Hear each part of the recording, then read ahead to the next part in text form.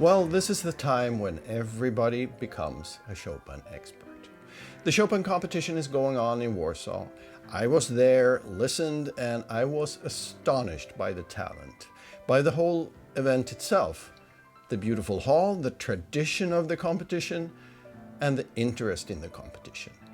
In the whole world, but especially intensely in Warsaw. Now here is a little brain teaser.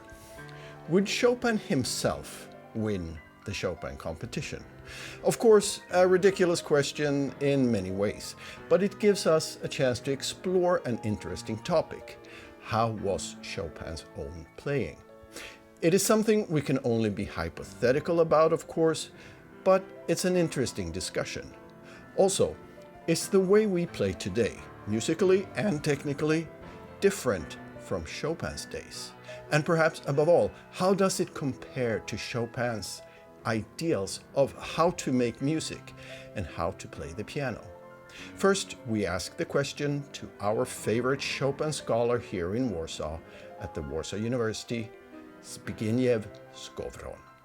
Would Chopin win the Chopin competition? Well, it's a very interesting question. We can try to answer on different levels, because we have, first of all, the level of text, and then we have a level of interpretation. We have also a level of sound as such. So if we consider Chopin as a pianist from this point of view, we may expect that he would win the competition as the emotional side of his music and of his playing, of course, is concerned. Then we have a technical level. It seems to me that Chopin's technique was very high indeed. The testimony of it are his etudes and many pieces. He simply put forward the piano technique very much ahead. So from this point of view, he would also be one of the winners of the competition. The question is, how was his sound? Because in the testimonies of critics, for instance, from his time, they all say that Chopin's sound was relatively weak. It was not a strong sound like Liszt's, for instance, or other virtuoso pianists from that time. But I wonder how would be Chopin's reaction to the piano, to the nowadays piano. At the Warsaw competition, we have several pianos to disposal of the pianist, and all these pianos are much different from the historical Pleyel or Erhard, which Chopin used. So maybe these pianos of nowadays, these contemporary pianos, would help him to have a bigger sound. There were halls for 1,000 people, so we can imagine how then Chopin, with his relatively weak sound, how he sounded in such a big hall. And this could be probably a case nowadays, if he would appear with his delicate sound on a big Steinway in a big Philharmonic hall. Yeah. This could be a problem for him. Not interpretation, not expression, not the spirit of form, not the spirit of structure, but the strength of sound. This could be his problem nowadays. But maybe on the instruments we have to disposal, maybe he could manage somehow to have stronger sound. Who knows? I think many of us, when we listen to the competition, whether it's in the hall or via the live stream, have reflected on the incredible instruments that are being provided at the competition and how amazing they sound. And by the way, the sound engineers of the live stream, 5 stars out of 5, amazing sound quality, and the whole production is incredible. What I wonder, however, is what Chopin would think about these instruments and which one would he prefer. If you have an opinion on that, please go ahead and write a comment.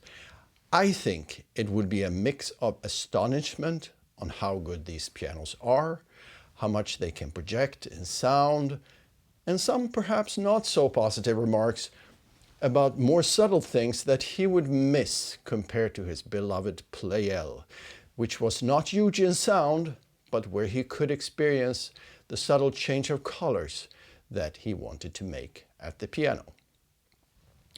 One aspect of Chopin's playing is one that I feel is almost erased from classical music culture today. And it is, in my opinion, not talked about enough by teachers or by pianists. And that is the art of improvisation. Well, the issue of improvisation in Chopin's case is a very important factor. We know very well from the testimonies of his contemporaries that he loved to improvise, and he both improvised in private environment but also in the concerts.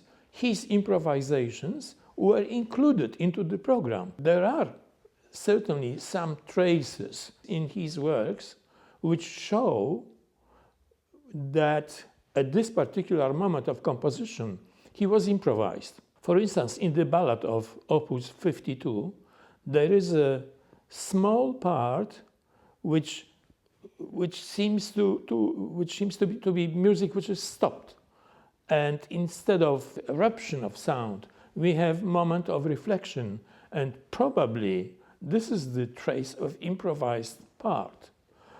And again, all the contemporaries and even the critics say that it's a pity that Chopin's improvisations were not written down.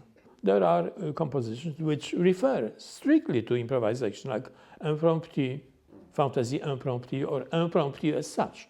There are several impromptu he wrote. It's something that is not precise in the improvisation, but then in the work it should be precise. He can't left indication, improvise here.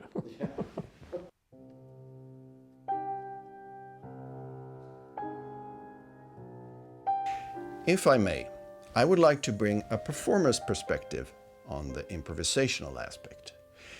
When you enter a competition, and I speak from experience, the last thing you do is taking risks. Technically, of course, but also musically. That means that musically you have decided the path you will take in every piece. You have a plan for every phrase. You have pre-planned all the dynamics, colors, phrasing, tempi. The interpretation is set. And on stage, you will try to do it the same way you have tried to do it a million times in your practice room. I personally think that was quite a foreign concept to Chopin himself. I think for him, he had a frame of every piece as an idea, as a range of emotion within that frame. And when he played, he moved inside that frame, but with different ways of playing every time he performed the piece. His approach to musical work was open.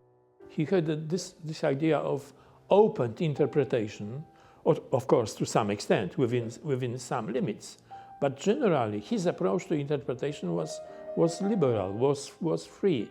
He accepted both Gutmann, who had a big hand and a very strong sound, and he accepted Filch, who was a delicate boy. So from this point of view, he never had a schema of interpretation. It was always open to some nuances, of course, with respect to the text itself. But this openness, this interpretational openness of his music is a special sign of his work, of what he did. And so, to get back to the question of how Chopin's own playing would be received today, I think there are perhaps two main possibilities, of course with different shadings or stages in between. Either the way Chopin performed would be so different and so refreshing that it would feel like a revelation, and being so fresh that he could stand out as a winner. Or it could be that we and our time would not be open enough to hear the music making of another era. And we would say, well, this guy, he doesn't know how to play Chopin. In any case, Chopin's playing is something I will delve into more in depth in the documentary series which I am making, and this somewhat silly question gave us a chance to start a discussion on how Chopin played his own compositions. It is a sophisticated problem which has to do with how Chopin imagined the sound itself, the physics of sound. He was quite sensitive to it, and I think that his use of pedal follows this way towards an imagination of sound. And there are some opinions that shows the link between the imagination of sound in Chopin and in Debussy. So Chopin was certainly going towards a kind of impressionist, a shape of sound, and that's why he used pedal in a special way, in certain places, in certain way. Just the idea of sound, and he also associated sound, piano sound, with singing, with the voice. So all these factors tell us that he had a very special approach to sound itself, to the shape, to the color of sound. I think he was going very forward on this path.